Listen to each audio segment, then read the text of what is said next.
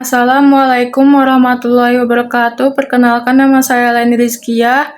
Saya dari kelas A paralel 1 Rek A, mata kuliah Pendidikan Multikulturalisme, NPM 41182911230036, Kampus Universitas Islam 45 Bekasi.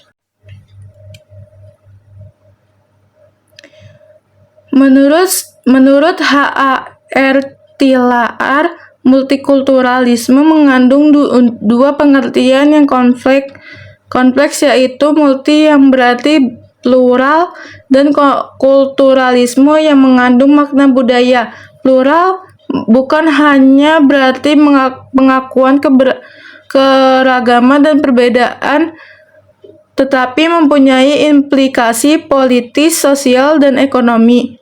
Setidaknya ada dua ciri utama dalam multikulturalisme, yaitu kebutuhan terhadap pengakuan dan legitimasi keragaman budaya atau pluralisme budaya.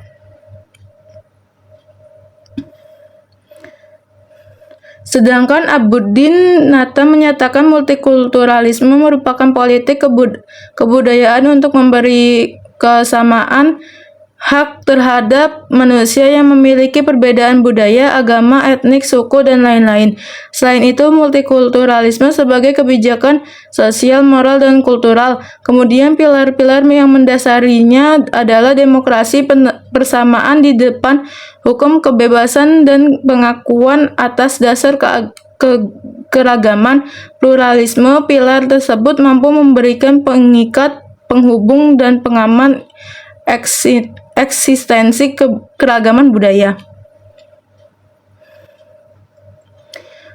Az-Zumardi Azra juga menegaskan bahwa multikulturalisme adalah sebagai pandangan dunia yang mengakui dan menerima keragaman budaya. Lebih lanjut, Azra menyatakan bahwa kehidupan multikulturalisme merupakan sunnatullah yang harus dirawatan dan dijaga. Termasuk di negara Indonesia ini, cara merawat dan menjaga adalah dengan membumikan pandangan multikulturalisme kepada masyarakat. Upaya yang paling efektif menjaga dan merawat multikulturalisme adalah melalui pendidikan. Ada dua model yang dapat dikembangkan. Pertama, pendidikan dengan mengedepankan multikulturalisme yang saling terintegrasi, dan yang kedua, mata pelajaran khusus yang memuat nilai-nilai multikultural. Dalam konteks Indonesia, menurut Ubaidillah, meskipun istilah multikulturalisme tidak terdapat dalam kosakata sejarah kebangsaan dan budaya Indonesia, tetapi secara substansi sangat lekat dengan sejarah Indonesia. Hal ini dapat ditandai dengan adanya semangat nasionalisme masyarakat Indonesia mulai sebelum merdeka hingga setelah merdeka. Menurutnya, multikulturalisme merupakan pandangan kebudayaan yang berorientasi praktis, yakni menekankan perwujudan ide menjadi tindakan. Multikulturalisme menghendaki proses belajar mengenai perbedaan kebudayaan yang dimulai dari sikap dan interaksi antar kebudayaan. Permasalahan-permasalahan yang sudah teridentifikasi tersebut bukan semuanya menjadi kajian dalam buku ini, melainkan akan difokuskan atau dibatasi dalam satu permasalahan. Buku ini memilih pada identifikasi permasalahan yang kelima, yaitu terkait dengan integrasi pendidikan berwawasan multikultural yang belum berkembang. Berikutnya pembatasan masalah ini untuk membatasi ruang lingkup kajian, baik konsep objek kajiannya maupun tempat penelitiannya. Konsep yang digunakan dalam penelitian ini adalah pendidikan berwawasan multikultural.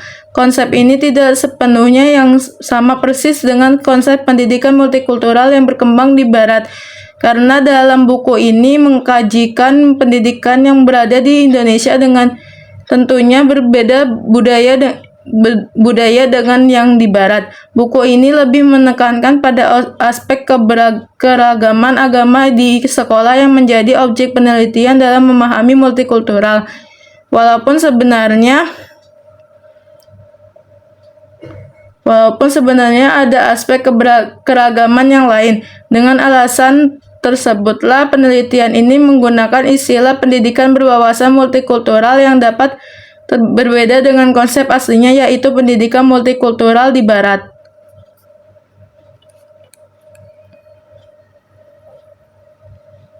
C. Urgensi buku. Kajian buku ini akan menemukan peran pendidikan agama Islam dan implementasi pendidikan berwawasan multikultural. Secara khusus, penelitian ini bertujuan pertama, menemukan sikap pendidikan berwawasan multikultural di SMA Plus Pembangunan Jaya. Kedua, menemukan pola implementasi pendidikan agama Islam dalam mengembangkan nilai-nilai multikulturalisme di SMA Plus Pendidikan Pembangunan Jaya. Selanjutnya, secara umum tujuan dalam penelitian ini adalah menjelaskan hubungannya penyelenggaraan pendidikan yang berwawasan multikultural dengan keberagaman dan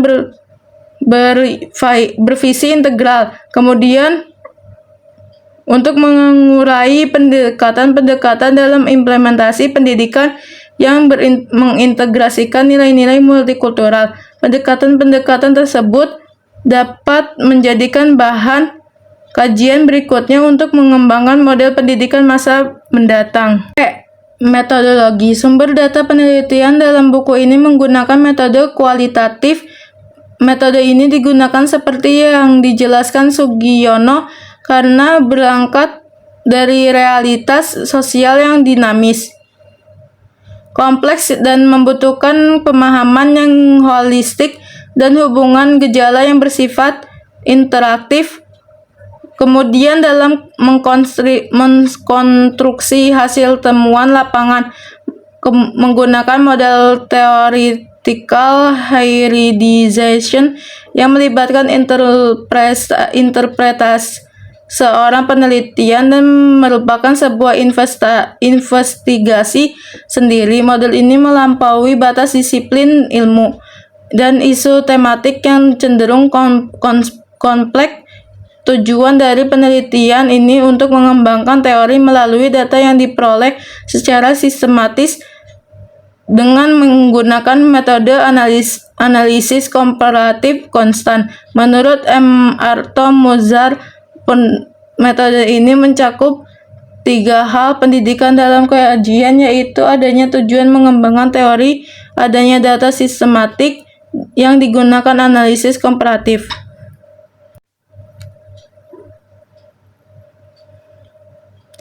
Selanjutnya, tempat yang menjadi pilihan dalam penelitian ini adalah SMA Plus Pembangunannya Jaya di Bintaro, Tanggerang Selatan, Sektor 6. Tempat ini menjadi pilihan berawal dari rekomendasi seorang teman, yaitu Dr.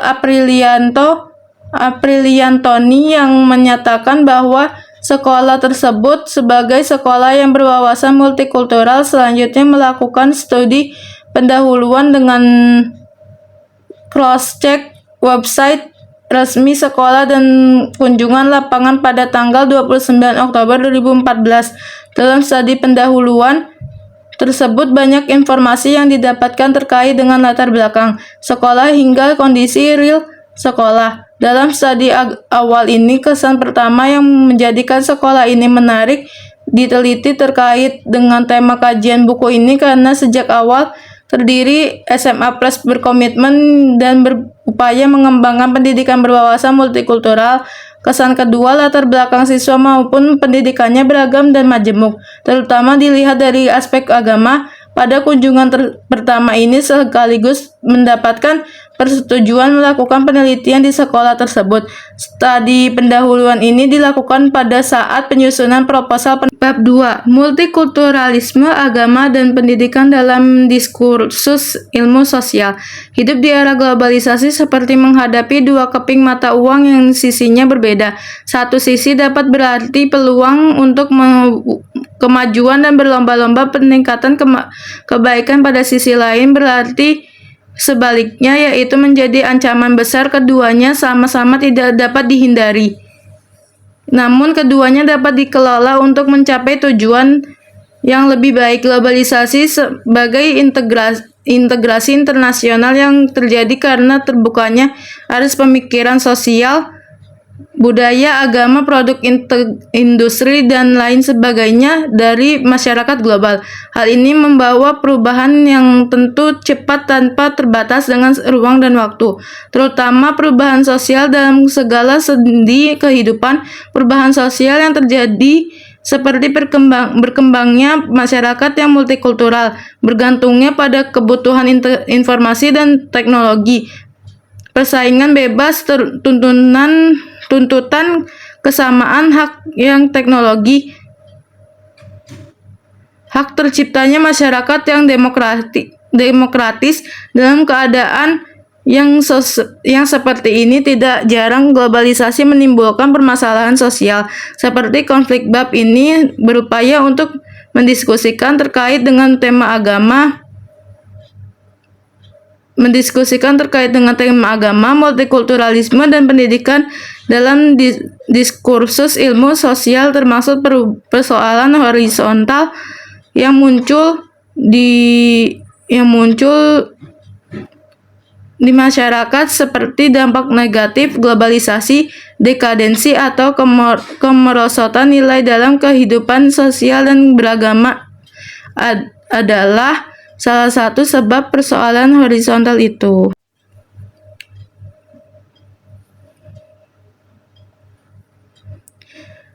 Dekadensi nilai di era globalisasi. Era globalisasi kerap berdampak negatif, misalnya dengan meningkatnya konflik sosial karena perbedaan budaya, ideologi, agama, ras, kesenjangan ekonomi, dan diskriminasi. Negara Indonesia dapat menjadi bukti nyata setelah terjadinya gerakan reformasi pada tahun 1998 yang mengakibatkan perubahan sistem pemerintahan dan monolitik ke demokrasi. Indonesia mengalami krisis multidimensional, termasuk krisis ekonomi, nasionalisme, letaknya rasa persatuan, dan meningkatnya konflik horizontal, konflik yang menjadi di Aceh misalnya, kemudian Papua, Maluku, dan di wilayah lainnya. Konflik yang semakin menggeliat itu ditengarai karena ada upaya separatisme, sekuisme yang menguat, benturan politik lokal, ketimpangan ekonomi, dan perbedaan agama. Keberagaman bervisi integral. Istilah keberagaman bervisi integral merupakan konsep keberagaman yang mencerminkan visi integral. Keberagaman dalam pengertian ini, seperti dalam penjelasan Muslim Al-Qadir, merupakan gejala yang terbentuk dari berbagai unsur, di mana satu dengan lainnya berkaitan dengan melahirkan satu kesatuan pengalaman, yakni pengalaman beragama. Dengan lain kata, lahirnya dalam maupun pemahaman orang yang beragama dan yang merupakan respon terhadap ajaran agama. Islam telah mengajarkan kepada umat manusia agar keberagamaannya dapat diselaras dalam berhubungan antar sesama manusia, sesama alam semesta, dan sesama Tuhannya. Dengan demikian manusia akan selamat dan bahagia. Ajaran ini telah disebut dalam Al-Quran surat Al-Imran ayat 112. Bahwasanya ayat ini mengajarkan agar manusia bertindak selaras dalam berhubungan kepada sesama manusia, dalam semesta, dan kepada Tuhan. Sekian dari saya, kurang lebihnya mohon maaf. Wassalamualaikum warahmatullahi wabarakatuh.